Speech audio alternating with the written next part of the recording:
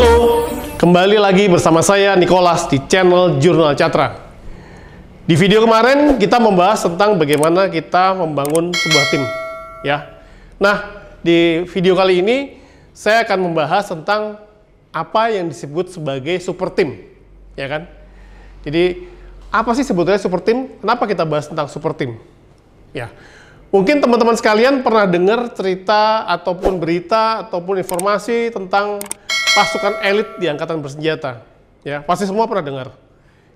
Indonesia punya Kopassus, punya Kopaska, Denjaka, Taifib. Amerika punya Green Beret, Navy SEAL, ya kan? Kemudian Jerman punya GSG-9 dan sebagainya. Semua negara punya pasukan elit, ya kan? Kenapa sih mereka punya pasukan elit? Tentu saja karena mereka punya tugas khusus yang harus mereka selesaikan. Ya. Ini saya mengaitkan tentang pasukan elit di sebuah negara dengan perusahaan. Apakah di perusahaan-perusahaan atau di organisasi juga membutuhkan pasukan elit? Tentu saja butuh. Kenapa? Karena di perusahaan juga ada tugas-tugas ataupun pekerjaan, proyek yang harus diselesaikan secara khusus, ya kan? Tanpa harus merekrut orang di luar, ya kan? Yang harus dilaksanakan oleh orang-orang di dalam. Apakah pasukan elit di perusahaan itu akan sama dengan yang di angkatan bersenjata? Harus pakai perlengkapan khusus, alat khusus, ya kan? Dibentuk suatu unit khusus dan sebagainya. Tentu saja berbeda, ya kan? Karena apa yang mereka harus selesaikan dan lakukan juga berbeda, ya kan? Nah, untuk perusahaan saya lebih senang menyebutnya pasukan elit sebagai super team, ya kan? Kenapa disebut sebagai super team? Ya kan, jadi kalau superhero itu adalah seorang perorangan individu yang punya kemampuan menyelesaikan masalah yang luar biasa. Nah, kalau super team ini adalah sekumpulan orang, ya kan, sekumpulan tugas orang yang punya tugas dan pekerjaan yang harus diselesaikan atau dilakukan secara bersama-sama. Di organisasi dan perusahaan, super team ini biasanya berfungsi sebagai problem solver atau pelaksana tugas khusus, proyek pengembangan, proyek menyelesaikan sesuatu, ataupun sesuatu yang secara spesial khusus harus diselesaikan dilakukan di perusahaan tersebut. Nah, bagaimana kita membentuk sebuah super team, ya kan? Saya punya sebuah tips ya, bagaimana kita bisa membentuk super team dalam sebuah perusahaan atau organisasi. Ya, yang pertama adalah share the vision.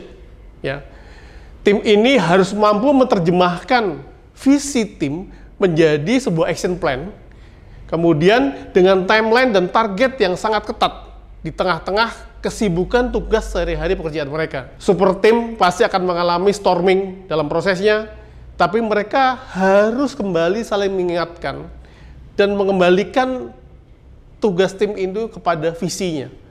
Jadi visi itu harus betul-betul disadari, dipahami, dan menjadi mindset dari semua anggota tim di super team. Ya. Sebagai contoh, saya pernah diminta untuk membantu sebuah perusahaan swasta untuk melakukan reorganisasi, perombakan organisasi secara totally. Karena memang sudah generasi ketiga yang memegang, ya kan, cara dia mengolah perusahaan, cara dia mengendalikan perusahaan juga berbeda, dan kondisi perusahaan waktu itu memang sudah mulai mengalami stagnan, ya kan. Jadi ada beberapa aspek dari organisasinya yang memang harus di-reorganize, ya kan. Apa yang saya lakukan setelah saya membentuk tim? Saya mengingatkan mereka, ya kan, bahwa mereka memilih visi untuk membuat new organization. Itu yang harus masuk di dalam mindsetnya mereka semua anggota super team, ya kan. We make a disruption, ya kan. Karena tanpa itu, ya kan, mereka tidak akan merasa urgensinya apa. Super team harus merasakan urgensinya, harus merasakan visinya mereka apa, kenapa dalam super team. Itu yang selalu saya tekankan beberapa kali ketika mereka mengalami storming, baik karena kondisi internal dalam tim maupun intervensi dari luar, ya kan. Pasti muncul konflik secara vertikal, ada beberapa yang mungkin tidak setuju, menentang dan sebagainya. Dan kembali saya mengingatkan tim, ingatlah visi kalian apa, kenapa kalian dibentuk menjadi tim. Share visionnya lagi, kembali di remind visionnya, ya kan. Karena itu yang bisa membuat super tim bisa berhasil menyelesaikan tugasnya. Saya mau cerita sedikit lagi tentang cerita saya tadi, tentang tim yang saya bentuk ketika kita harus melakukan reorganisasi. Suatu ketika tim ini mengalami storming yang sangat keras sekali, karena konflik internal yang sifatnya vertikal, sehingga mereka sempat down. Ya kan?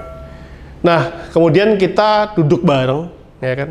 Kita cari suatu tempat dan suatu situasi yang memang cukup nyaman. Kemudian kita mengulang kembali tentang visi tim itu sendiri, ya kan. Dan mereka sempat down, sempat bingung, ya kan. Tapi ketika kita sudah diskusi lagi tentang visi tim itu menjadi titik balik yang membuat mereka bangkit lagi. Dan ini akan masuk kepada tips yang kedua. Mereka akan menjadi unbeatable, ya kan? Menjadi super tim yang tidak terkalahkan, ya kan? Mereka punya semangat itu. Jadi ketika mereka sudah merasa terpukul, merasa jatuh, tapi sebetulnya tidak, ya kan? Nah, spirit itu yang harus dipunyai. Selain share the vision, mereka harus menjadi unbeatable, punya semangat untuk tetap menang, harus bisa. Tidak ada kata tidak, ya kan? Dalam prosesnya semua super team pasti akan mengalami gangguan, ya kan? Pasti akan mengalami baik dari di dalam sendiri, kesibukannya, keluarganya, waktu, tugas pekerjaan sehari-harinya, target pekerjaan dan sebagainya. Itu betul-betul bisa membuat tim kadang-kadang merasa terpojokkan, ya kan? Tapi spirit buat unbeatable ini yang harus sebetulnya dibangun sejak awal, bahwa you are the winning team, ya kan? Satu contoh nyata ini yang dari dunia nyata tentang unbeatable dalam Europe Championship, ya kita tahu semua itu suatu sepak bola, kompetisi sepak bola yang sangat terkenal sekali, ditunggu oleh sebanyak orang. Di final, sebuah klub elit dari Inggris itu dalam menit ke-80 masih skornya kalah, ya kan? Menit 80 tinggal 10 menit lagi, ya kan? Tim lawannya tuh ya berpikir, udah pasti saya menang, ya kan? Tapi tim dari Inggris ini dalam 10 menit bisa membalikkan keadaan sehingga mereka yang menjadi pemenang dan juara. Amazing nggak? Dalam waktu 10 menit, ya kan? Mental apa yang dibutuhkan? Unbeatable, saya nggak terkalahkan, gitu loh. Ini hanya suatu proses di mana saya berada dalam posisi tidak unggul, tapi di akhirnya saya akan membuat unggul. Spirit itu yang harus ditanamkan secara sungguh-sungguh kepada super team. Ya kan? Ini tadi yang saya ceritakan sepak bola kisah real, dan itu terjadi di tim itu tidak hanya sekali. Di kompetisi lokal pun mereka membuktikan itu. Jadi betul-betul tim ini saat itu jaya-jayanya sehingga mereka bisa menjadi juara liga itu sampai mungkin 4 kali atau 5 kali berturut-turut, ya kan? Nah, itu yang membuat mereka bisa disebut sebagai super tim. Itu juga yang diterapkan di organisasi atau perusahaan. Yang ketiga adalah persistence. Apa sih persistence? Saya sebenarnya menyebutnya sebagai senjata yang paling ampuh untuk dalam sebuah super team. Apa? Gigih untuk terus berjuang dan tidak pernah berhenti untuk terus mencapai hasil. Ya kan? Jadi untuk mendukung supaya kita bisa punya unbeatable, kita harus punya yang namanya persistence. Ya kan? Tidak pernah bilang kita kalah, tidak pernah kita bilang tidak bisa mencapai, ya kan? Contoh paling gampang, mungkin teman-teman semua pasti pernah lihat film Mission Impossible, Charlie Angels, ya kan? Dan mungkin beberapa film yang lainnya. Kapan mereka pernah tidak berhasil atau sukses? Gagal di satu, coba lagi. Gagal di satu, cari cara lain, pikirkan cara lain, ya kan? Bikin plan A, bikin plan B, bikin plan C, ya kan? Kita gagal di A, B, gagal di B, pakai plan C, ya kan? Saya juga punya cerita lain lagi. Saya punya teman di masa kecil, orangnya biasa aja gitu kan. Tapi kalau namanya berkelahi, ya, dia tidak pernah berhenti sebelum dia menang, ya kan. Jadi ceritanya pas suatu ketika berkelahi sama teman kakak angkatan kita, ya kan, dia kalah, ya kan. Besoknya temennya diajak berantem, yang teman kemarin itu diajak berkelahi lagi, kalah lagi dia. Sampai dihukum oleh guru, ya kan. Apa yang dilakukan? Besoknya diajak lagi berantem temennya, ya kan. Dihukum sama orang tuanya, dia nggak nyerah. Besoknya diajak berantem lagi sampai akhirnya musuhnya itu menyerah karena apa? Bosen mungkin ya, atau udah ketemu tahu caranya buat menang, ya kan? Ya itu yang disebut sebagai suatu sikap yang persisten, tidak pernah berhenti untuk menyerah, ya kan? Saya pasti bisa, saya pasti menang, saya pasti bisa mencapai dan melakukan apa yang saya lakukan. Dan akhirnya teman saya juga sekarang sudah menjadi arsitek yang lumayan, yang berhasil lah, ya, dengan timnya. Dan prosesnya tahu sekali proses bisnisnya juga seperti apa yang dialami ketika dia berkelahi sama temennya. Kalah di sini dia fight, dia terus berhenti sampai akhirnya sekarang, ya sudah bukan sekarang, sudah berapa tahun dia sukses menjadi seorang arsitek lah, dengan karya-karyanya yang menurut saya cukup fenomenal, gitu kan. Ya kan. Setelah persisten, yang keempat adalah energizer. Nah, energizer ini bukan bicara soal merek ya, bukan bicara soal baterai, bukan, tapi bicara soal energi yang tidak ada habisnya, ya kan. Ketika kita bicarakan, wah orang itu kok nggak pernah ada capeknya ya kan. Dia kayak pakai baterai energizer gitu kan. Sorry menyebut merek, ya kan. Tapi ini spirit yang harus kita munculkan. Kita tidak pernah merasa lelah, tidak pernah merasa jenuh. Sebagai manusia normal, ya kan. Nah, sebagai individu mungkin lelah, capek. Tapi as a team harus saling support dan satu dengan lainnya supaya tetap punya energi, punya semangat untuk bisa terus mencapai hasil, ya kan. Nggak ada katanya, wah capek sudah berhenti kita udah nggak mau terusin lagi. No, ya kan, super team harus bisa menjadi energizer. Siapa sih sebetulnya yang biasanya punya tim yang punya energizer?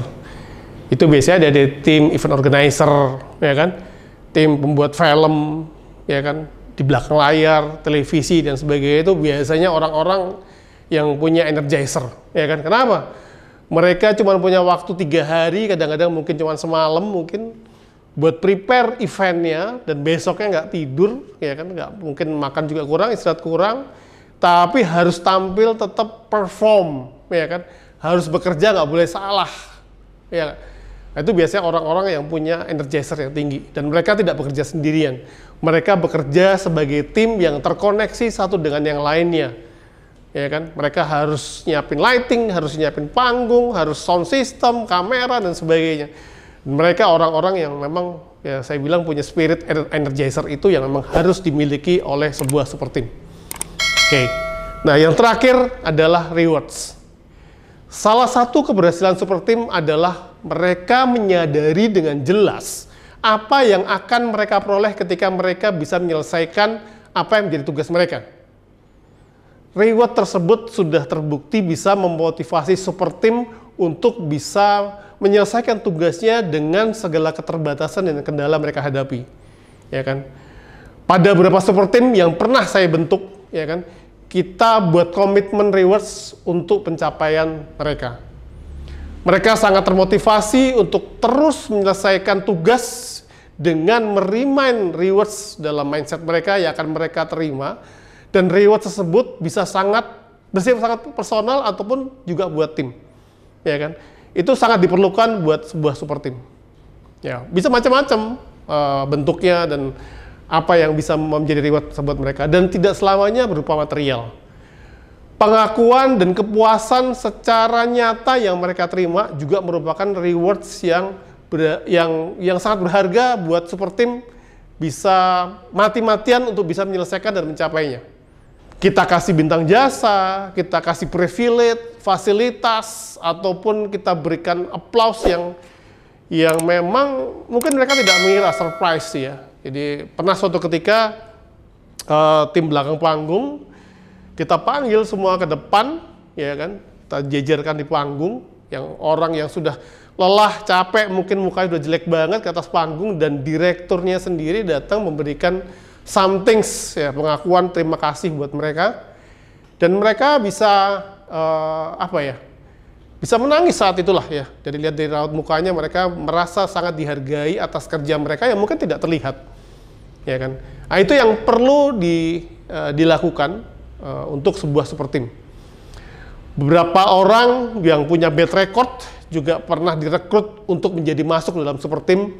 Mungkin kalau teman-teman lihat Fast and Furious, kemudian ada beberapa film lain yang mungkin orang-orang yang sebetulnya luar biasa, tapi karena mereka punya kelebihan energi atau tidak pada tempatnya, mereka menjadi bad people, tapi kemudian mereka ditarik untuk menjadi super tim untuk melakukan sebuah tugas misi, dan akhirnya mereka mendapat privilege atau fasilitas pengurangan hukuman atau apa dan sebagainya, mereka bisa menjadi super tim yang luar biasa. Ya, itulah tadi teman-teman apa yang saya sampaikan tentang perlunya atau bagaimana membangun sebuah super tim dalam organisasi atau perusahaan. Ya, ada 5. Pertama, ya, share the vision. Kedua, unbeatable. Ketiga, persistence. Keempat, energizer. Dan kelima, rewards. Oke? Terima kasih buat semua kawan Catra. Semoga video ini bisa bermanfaat buat teman-teman semua. Jangan sampai ketinggalan untuk mengikuti setiap video Jurnal Catra. Jangan lupa subscribe, like, ya kan, share, komen kalau memang ada yang perlu ditanyakan atau butuh penjelasan dan sebagainya, ya kan? Terima kasih, sampai jumpa di video berikutnya. Salam maju untuk kita semua. Bye.